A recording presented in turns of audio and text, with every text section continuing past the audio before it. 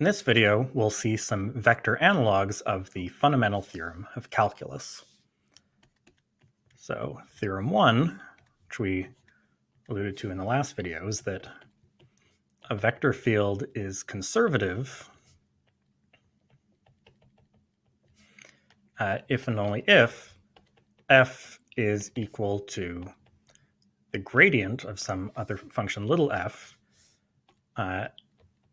and in that case, the integral from a to b of f dot dr, this notation being justified since f is conservative, is f of b minus f of a. And theorem 2 is that f is conservative if and only if for every loop C in the domain, let's call it D of f.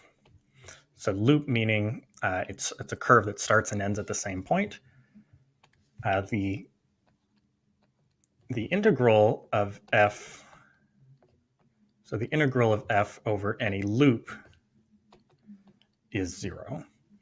And so we can deduce theorem 2 from theorem 1, I guess, because then we would be calculating integral a f dr equals f of a minus f of a. Or I guess more precisely, we can see this direction, but what'll be more interesting is the converse direction. In some sense, is more important part of theorem 2. And we'll assume our region D, let me just say this now, is open and connected. Okay, so let's start actually with theorem 2. That's the easier one to prove. So the forward direction, so we'll assume f is conservative and C is a loop. So let's assume it's parameterized by r of t, 0 less than equal t less than equal 1, and such that r of 0, the starting point, is equal to r of 1, the end point. So let's call both of these p. So by assumption,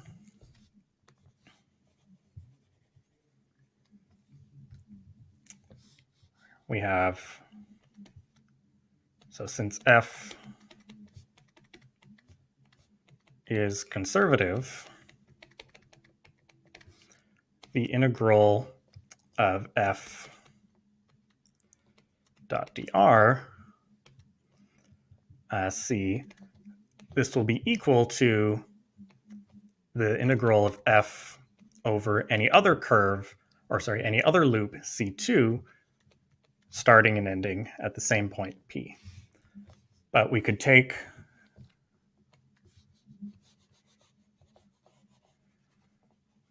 our C2 to be R2 of t is just P for all values of t. And so then dr2 is equal to 0. So this is 0. Okay, now the other direction is, okay, so other direction, we'll assume that the integral of f over any loop, let me use the letter L for loop,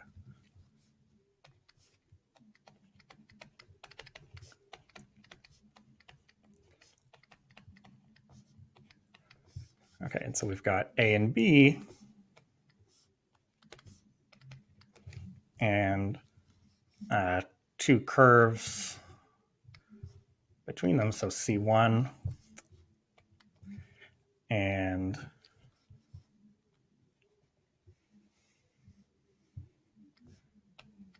C2, let's say, and we want to show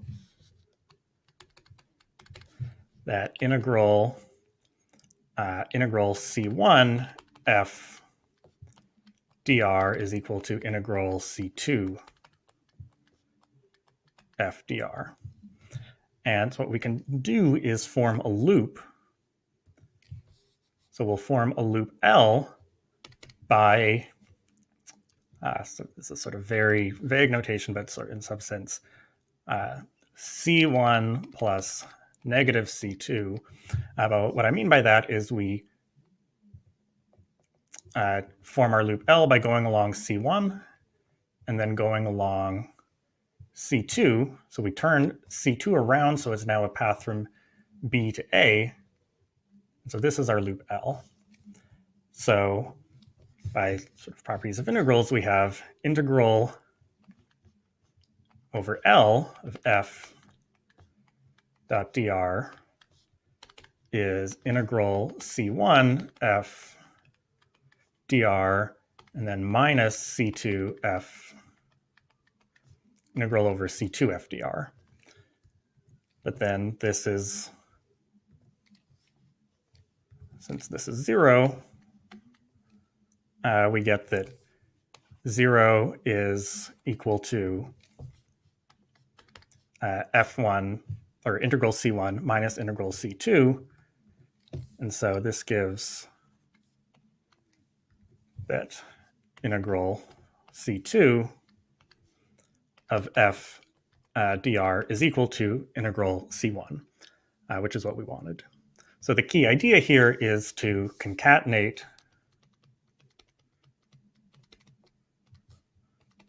two paths into a loop. So often we can reduce questions involving 2 points to just and path. This is a general strategy we can use for lots of different problems, is to reduce from considering arbitrary paths between 2 points to only considering loops from one point to itself. Okay, so now let's go back to the more difficult theorem 1. So theorem 1,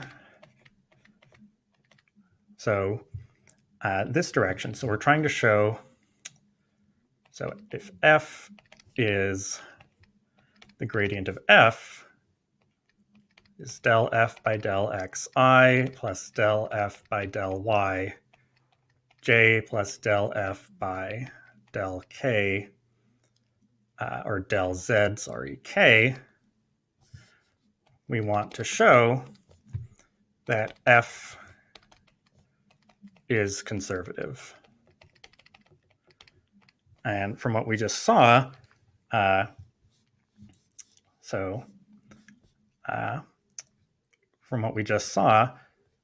it suffices to show that integral of f dr over any loop L is 0. So if we let's let r of t be x of t I plus y of t j plus z of t k. So then f compose r, f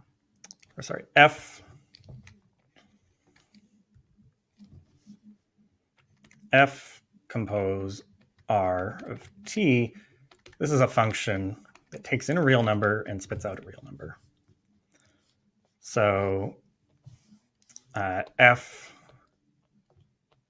dot dr, this is del f by del xi plus del f by del y j plus del f by del z k, and then we dot that with dx by dt I plus dy by dt j plus dz by dt k dt. Well, this is del f by del x dx by dt plus del f by del y dy dt plus del f by del z dz dt, then all of that dt. But by the chain rule,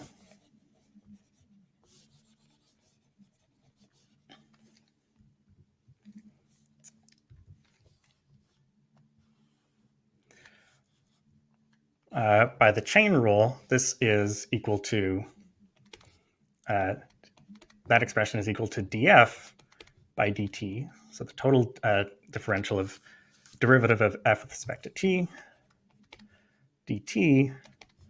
So this is the differential of f compose r. And so now when we integrate,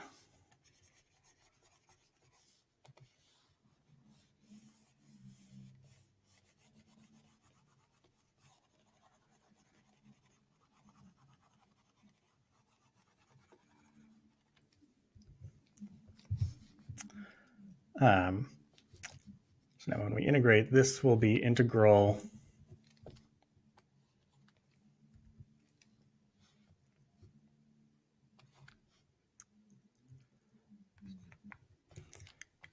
zero to one d f compose r, and now just by the ordinary fundamental theorem of calculus, this is f of r of 1 minus f of r of 0 equals, so if L was a loop, so let's say L goes from A to A, then this is f of A minus f of A is 0. And more generally, if we took a curve going from A to B, the same argument would like f dr is still df of r. So this would show that, still r of 1 in here. But now this is f of b minus f of a. Okay, so the most difficult part is final direction, which is that if f is conservative, then it is a gradient. So f conservative, we need to build a function f such that f is equal to the gradient of f. So where we'll sort of take our cue from is the ordinary fundamental theorem of calculus. So if we fix a constant and integrate f of x dx from a to t and view this as a function of t, then d by dt of integrating up to t is the function inside. I should write f of t. So that's how, so maybe I should, this is playing the role, I guess, of f, and this is playing the role of f. or not, but this part. So what we'll do is and there won't be just a single choice for little f, because like integration, you always have sort of plus a constant. So we'll pick some point A in the domain D. And then for any other B in D, we set f of B is integral from A to B f dot dr. So this is where we used the conservative assumption, is that this integral we can just define in terms of B, and we don't need to specify a path. And remember, we assumed that D was connected, so there will always be some curve from connecting A to B. Okay, so we want to show that del f by del x is the I component of f, big F. Del f by del y is the j component of f, and same thing for del by del z. Okay, so here's sort of a picture of this. So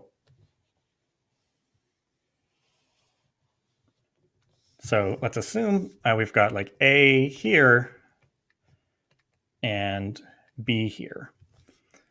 So our path,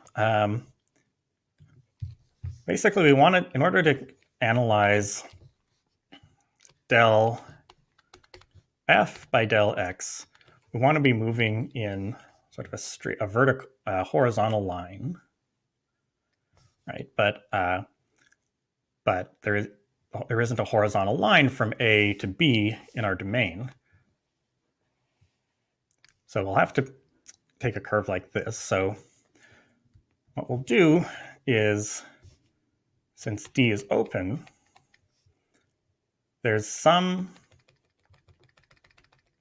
ball like this, such that this is still contained in the domain. We kind of want to move this over a little bit. So let's say this is B, and this is B0. So we can choose, so maybe let's say B has coordinates x1, y1, z1. Now we can find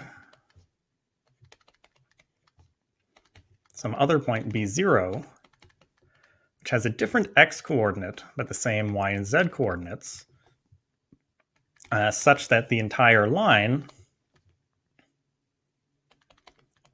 so the line segment R of t is x0 plus t, x1 minus x0, y1, y1, z1, from B0 to B, that this is contained in D. All right, so now, so once we have that,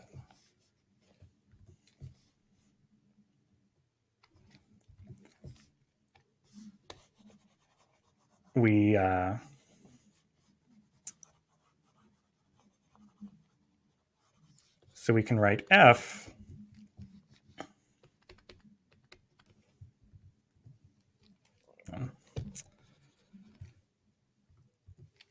so f of B will be integral A to B0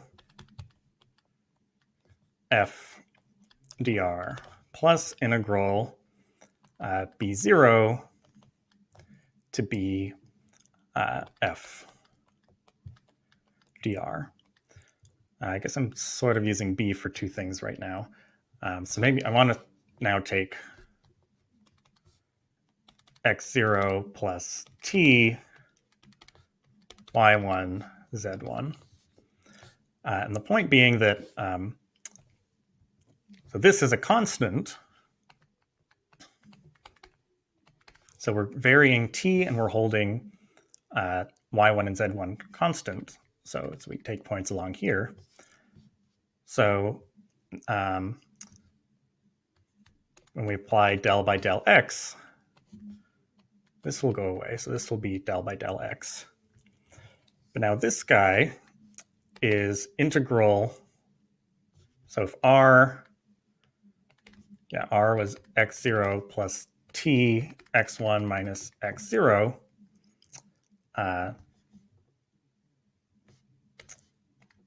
y1 z1, then dr is just x1 minus x0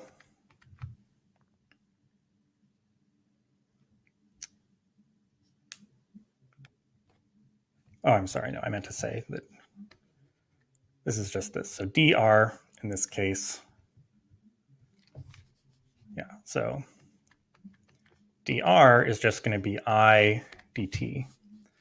So now this expression is going to be integral 0 to t f dot I dt. And so now when we take d by dt, which is calculating like del by del x of little f, then by the fundamental theorem of calculus, this will be f dot I, which is what we wanted. And then you would repeat this argument for like del by del y is f dot j, and the same thing for del by del z.